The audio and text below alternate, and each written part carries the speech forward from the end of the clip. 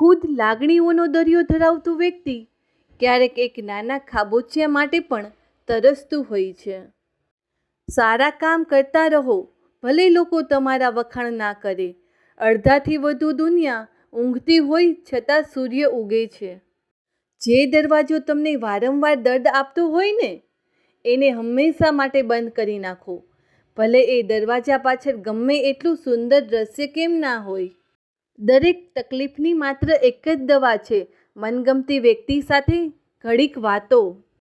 પોતાના મનનું પુસ્તક એવા લોકો જોડે જ ખોલવું, જે વાંચ્યા પછી સમજી શકે. અડધો પ્યાલો છે અને અડધી તરસ છે. છલોછલ ના ભરો, કોઈ કહેશે ગરજ છે.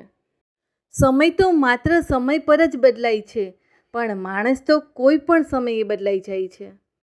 વિશ્વાસનું ઉત્તમ ઉદાહરણ એટલે અર્જુને નારાયણી સેના છોડીને એકલા કૃષ્ણને માગ્યા.